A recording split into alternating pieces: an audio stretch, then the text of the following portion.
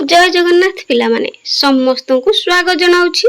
आज वीडियो रे नवम श्रेणी साहित्य बहिर कांत कवि लक्ष्मीकांत महापात्र रचित वंदे उत्कल जननी एई पद्य भागटीर प्रश्न उत्तर गुड़िक आलोचना करबा एवं तुम मानकर परीक्षा उपयोगी जहाँकि प्रति वर्ष परीक्षा रे पड़ुछि question important long question short question गुड़िक मध्य आलोचना करनेबा। एक नंबर निम्नलिखित उक्ति मध्यरु ठीक उक्ति गुड़िक बाछिकी लेख। जो निम्न किछि उक्ति दिया जाइछि तो सेही उक्ति गुड़िक मध्यरु ठीक उक्ति गुड़िक बाछिकी लेखिबा। क उत्कल जननी को हस सुंदर भाषा सुंदर बोली कुहा जाइछि। तो निश्चित भाव में कुहा जाइछि कविताटी रे, तेणु यह ठीक उक्ति अटे। तेणु याकू बाछिकी तळे लेखिबा। खरे नील वनभूमि उत्कल जननी को देह रे शोभा पाउछि। तो यह भूल अटे, तेणु यह लेखिबानी। गरे सुंदर पक्षी मानक कलरवरे मुखरित हुए परिवेश। तो यह निश्चित भाव में ठीक अटे। घ ओडिशा मा सुंदर सोरिष क्षेत्र सुशोभिता। तो यह भूल अटे। उत्कल जननी चक्षु ज्ञान विज्ञान आलोक रे आलोकित। निश्चित भाव में ठीक अटे। च पशु मानक रक्त रे चर्चित होइछि उत्कल जननी को पाद। यह भूल अटे। छ पवित्र तीर्थ मानकरे पवित्र तीर्थ स्थान मानकरे परिपूर्ण होइछि उत्कल प्रदेश। निश्चित भाव में ठीक अटे। तो क ग उ आउ छ ई चारोटी ठीक अटे। तुम याकू बाछिकी तळे लेखिबा। 2 नंबर बंधनी मध्यरु उपयुक्त शब्द बाछि शून्य स्थान पूरण कर। तो बंधनी मध्यरे उपयुक्त शब्द दे देछि, बाछिकी लेखिबा। देखो कळ कळ डैश चारु विहंगे। कळ कळ मुखरित चारु विहंगे। डैश सुशोभित तीरा ताଳ तमाଳ सुशोभित तीरा। जोगी ऋषिगण उटज पवित्रा। पुण्य तीर्थचय पूर्ण प्रदेशा। उरे विश्व भूमंडल कृतवर स्नेह। एई भाव में लेखिबा। 3 नंबर निम्नलिखित शब्द मानक व्यवहार करी गोटे गोटे सार्थक वाक्य लिखिबा। तो वाक्य गठन निश्चित भाव में पड़िबो तुम मानकर परीक्षा रे। उत्तर पयोधि पयोधि लगे कि हम गोटे वाक्य करबा। पयोधि गर्भरे विपुल संपद मौजूद होई रहिछि। जननी जननी और जन्मभूमि निकट रे आमे चिरकाल पई ऋणी होई रहिबा। नील समुद्रर नील जलराशि दर्शक प्राण रे पुलक संचार करे। जोगी जोगी माने वन प्रदेश रे तपस्यारत थांती। पुण्य कोटि जन्मर पुण्य जोगु आमे भारत वर्ष रे जन्म ग्रहण करिछु। शोणित उत्कलर वीर पुरुष माने शत्रु पक्षर शोणित रे उत्कल माटी को रंजित करथिले। मंदिर देवदेवी को पूजन पई लोक माने मंदिर को जाती। 4 नंबर निम्नलिखित शब्द गुड़िकर विपरीत अर्थबोधक शब्द। तो विपरीत शब्द निश्चित भाव में तुम मानकर परीक्षा पड़िबो। प्रत्येक विषय रे जो विपरीत शब्द देजी विपरीत अर्थबोधक शब्द देजी तो से गुड़िक अभ्यास कर नेबो। देखो पवित्र विपरीत अपवित्र। सुंदर कुश्चित बा असुंदर जेटा लिखले भी ठीक चलिबो। सुनंदन कुनंदन सुशोभित कुशोभित स्नेह घृणा पुण्य पाप। 5 नंबर एपट सेपट होई लेखा जाइथिबा अक्षर गुडी को सजाई अर्थपूर्ण शब्द गठन कर। तो देखो पिला माने असजड़ा जाइथिबा शब्द अर्थपूर्ण शब्द। विश्व सुत अछि तो सजाई के लिखले सुशोभित। से बळी मंड विश्व कवि अछि तो विश्व भूमंडल। रसुरव सुरबर। तापरे एपट से बळी सजाई के लिखले ताଳ तमाଳ कीर्ति अनिंद्या। 6 नंबर निम्नलिखित प्रत्येक शब्दर 4 गोटी अर्थ सूचित होइछि। तहिरु ठीक उत्तरटी बाछिकी लेख। तो ठीक उत्तरटी बाछिकी लिखिबा। तो करे देछि देखो चारु हास्यमय जहार हस सुंदर हस हसिका ठोठ हस मूर्ख हस। एहार उत्तरटी हेबो जहार हस सुंदर। खरे तटिनी तट हसिकार टी न दिकार नी। तटिनी अर्थ पिला माने नदी नदी। घरे भूधर भूधरर प्रकृत अर्थ हो जाउछि एठी बुझा जाइछि कोटा को ना पर्वत को। उटज उटज अर्थ पिला माने पत्र कुड़िया। तो मानकर संस्कृत बही रे मध्य अछि उटज माने पत्र कुड़िया। तापरे अरी तो पिला माने अरी माने हेउछि शत्रु। विहंग विहंग अर्थात एठी पक्षी मानक बुझा जाइछि। तो एभली भाबरे ठीक अर्थ गुड़िक बाछिकी लिखिबा। 7 नंबर निम्नलिखित शब्द गुड़िकर व्यास वाक्य सह समासर नाम लिखिया। तो समास निश्चित भाव में तुम व्याकरण बही अच्छी, तेणु समासर निश्चित भाव में तुम मानकर क्वेश्चन आसीबो। सुर बर, सुर मानक मध्य बर, तो एठारे कर्मधारय समास विशेष विशेषण पद थिला मन रखिबो। कर्मधारय समास। पयोधि, पयह को धारण करिछि जे उपपद। तत्पुरुष अनिंद्या, जहाकू निंदा करा जाई पारिबो नाही, एठी अनिंद्या स्त्रीलिंग रे प्रयोग करा जाईछि। तो यह होछि निषेधार्थक बहुव्रीहि। भूधर, भू को धारण करिछि जे उपपद तत्पुरुष। स्वणित चर्चित, स्वणित द्वारा चर्चित, तो यह होछि रे द्वारा अछि, तेणु तृतीय तत्पुरुष। 8 नंबर निम्नलिखित प्रत्येक शब्द रु अलगा शब्दटी को बाछिबा। तो देखो करे जननी माँ भगिनी बोऊ माता, ये सब जननी जननी भगिनी बोऊ माता हैला माँ। तो एगुड़िक मध्यरु माँ समस्त को बुझाउछि, किंतु भगिनी अर्थात भौणी, तेणु अलगा। खरे घन वन अरण्य वन जंगल, तो एठी घन।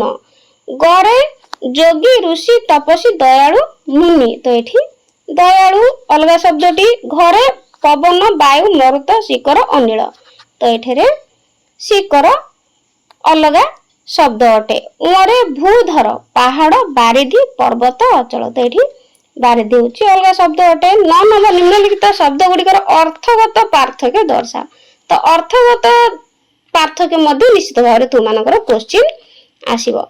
तो देखो पुत, पुत प दीर्घकार पुत हो गले कौन पवित्र को बुझेगा, किंतु प हसकार पुत्र हेले पुओ बा पुत्र। धन्य प्रशंसनीय, धन हेले संपद। चारु र हसकार हो गले सुंदर, र चरु हो गले एठी यज्ञ रु उत्पन्न प्रायसान बा प्रसाद जाकु कहंती। शाली एक प्रकार धान, किंतु रे दीर्घिकार हो गले पत्नी को सान भौणी को शाली कहा जाए।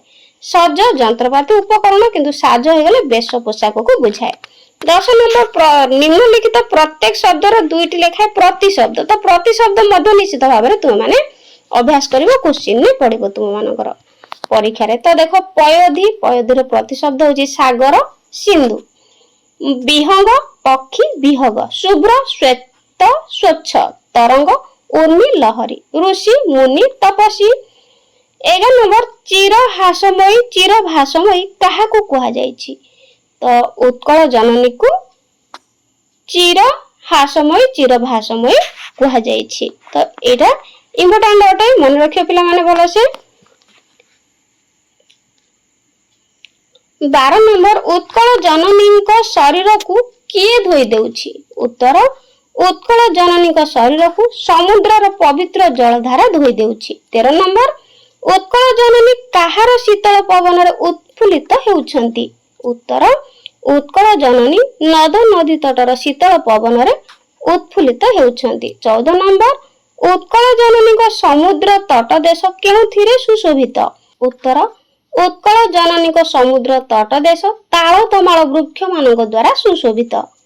15 नंबर नील पर्वत गुड़िक केउ आकृति रे उत्कल जननी को देह को सजाउछंती।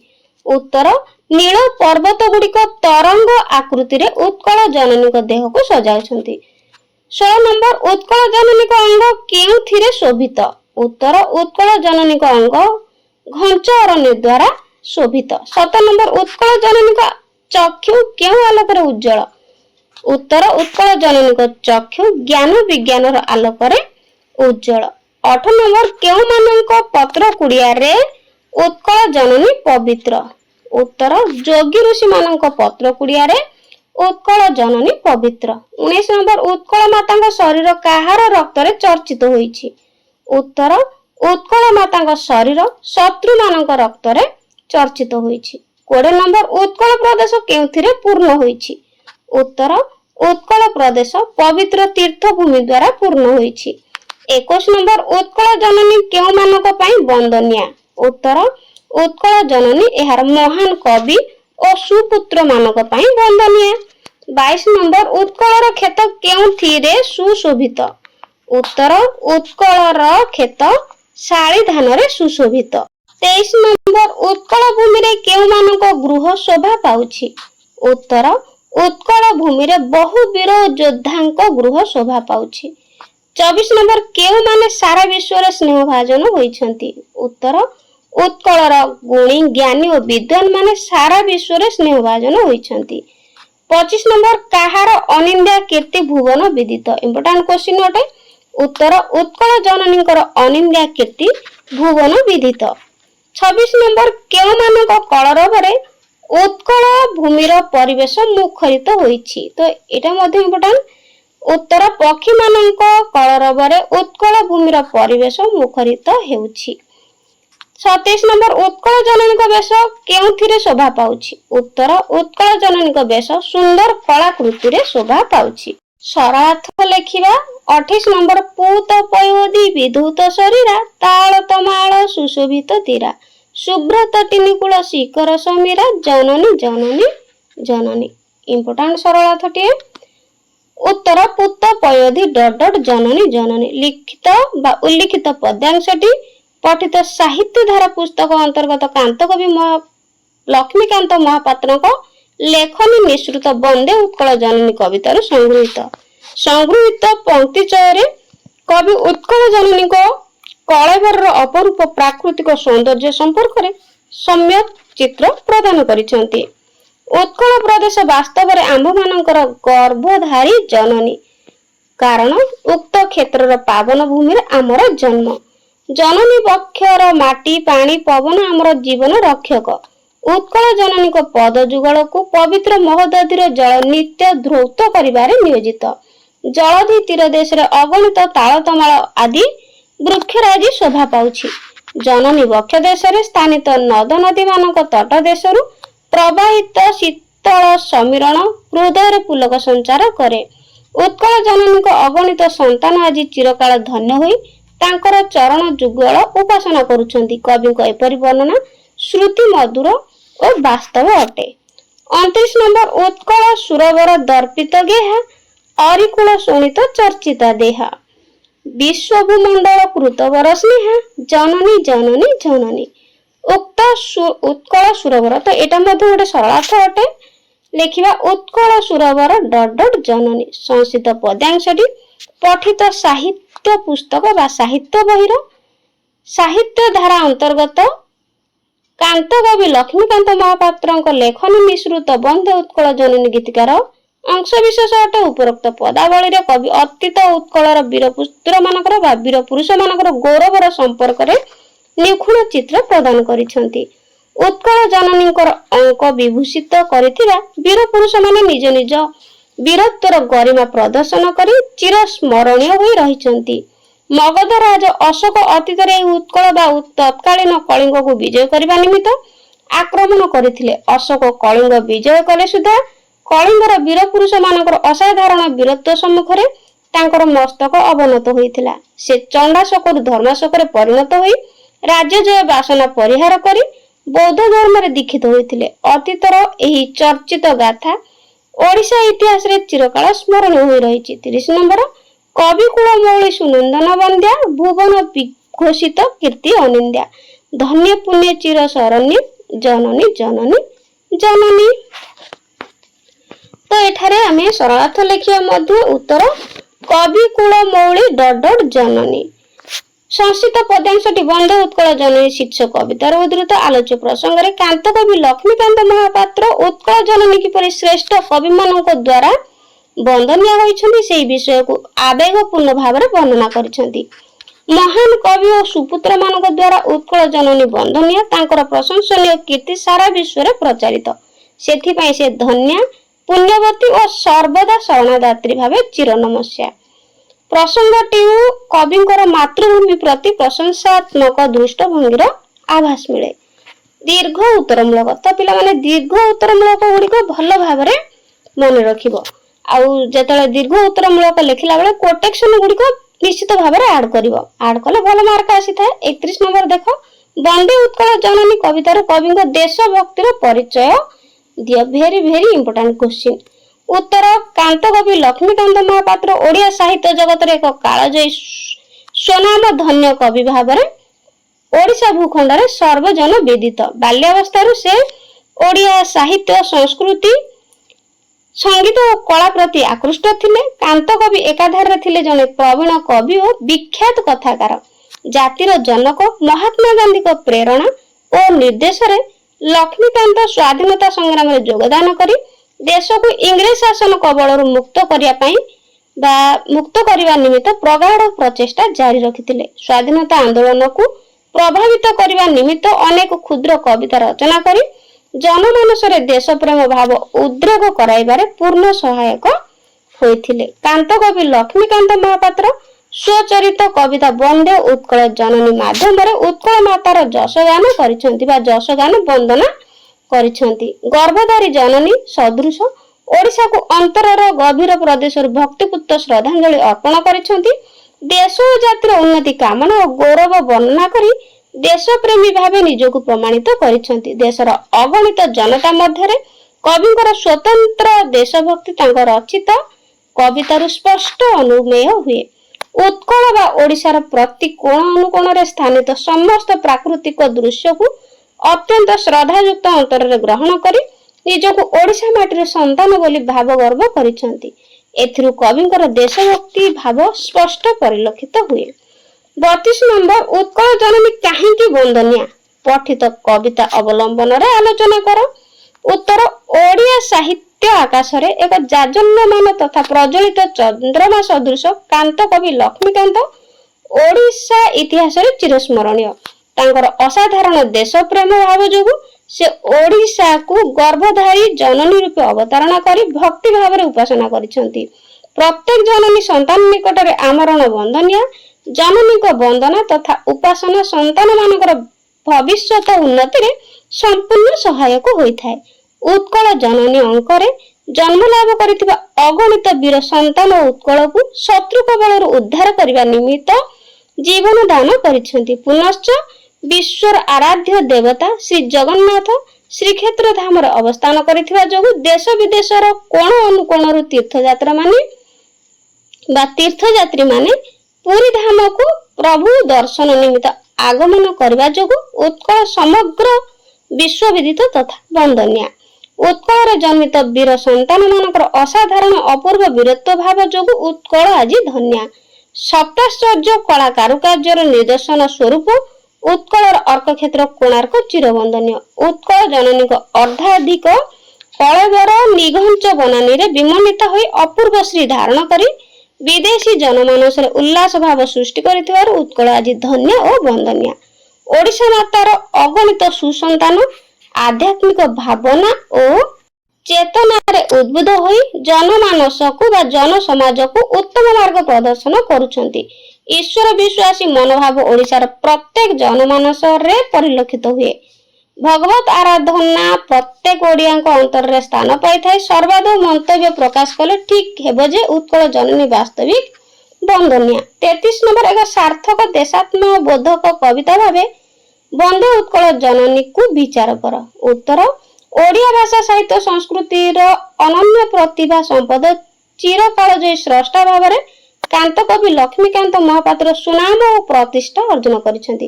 कांत कवि एकाधार रे ओडिया साहित्यर प्रशस्त क्षेत्र रे प्रसिद्धि लाभ करिथिबा जनेक प्रवीण दक्षताशील कवि और कथाकार। देशात्मबोध आध्यात्मिकता चेतनाशील भावगर्भक अनेक कविता सृष्टि करी से ओडिशा माटी रे चिरकाल अमर होई रहिसेंती। जातिर जनक महात्मा गांधी को दिग्दर्शन और प्रेरणार उत्स रे स्वयं उत्सर्गीकृत हो स्वाधीनता आंदोलन रे योगदान करी देश जाति को इंग्रेज शासन अधीन उद्धार निमित्त प्रगाढ़ उद्यम करिसेंती। तांको लेखनी प्रस्तुत वंदे उत्कल जननी देश प्रेम भावर ज्वलंत उदाहरण। कविता रचनार प्रारंभ अंश रे सर्वप्रथम कांत कवि ओडिया मातांकर पद पंकज को ध्यान पूर्वक अनाबिल अंतर रे वंदना और उपासना करिसेंती। निजर आत्मा प्रति तांकर जो अनाबिल श्रद्धा स्नेह भाव सेहीपरि देश और जातिर सुरक्षा प्रति तादृश समभाव ज्ञापन करिसेंती। तांकर अंतर्निहित शक्ति देश माटी प्रति कर्तव्यरत थिबा कथा कवितार स्पष्ट अनुमेय होइथाय। ओडिशार अतीत गौरव प्राकृतिक सौंदर्यपूर्ण अंग देश तटीनी समूहर उर्वर समतल अंचल ମନ୍ଦିର ମାନଙ୍କର ସୁଶୋଭିତ ଚାରୁକଳା, ବୀର ପୁରୁଷ ମାନଙ୍କର ବୀରତ୍ୱ କାହାଣୀ କାନ୍ତ କବି ତାଙ୍କ ରଚିତ କବିତାରେ ସନ୍ନିବେଶିତ କରି ଉତ୍କଳ ଜନନୀଙ୍କ ବନ୍ଦନା ଗାନ କରିଛନ୍ତି। ତେଣୁ ବନ୍ଦେ ଉତ୍କଳ ଜନନୀ ଦେଶାତ୍ମବୋଧ ଭାବରେ ରୂପାୟିତ ହୋଇଛି। ତେଣୁ ଏ କବିତାଟି ଏକ ସାର୍ଥକ ଦେଶାତ୍ମବୋଧକ କବିତା ହୋଇପାରିଛି। 34 ନମ୍ବର ବନ୍ଦେ ଉତ୍କଳ ଜନନୀ କବିତାରୁ କବି ଉତ୍କଳ ଜନନୀଙ୍କ ମୋହନୀୟତା ପ୍ରତିପାଦନ କର। ତ ଏହା ମଧ୍ୟ ଇମ୍ପୋର୍ଟାଣ୍ଟ ଅଟେ। ତ ଉତ୍ତର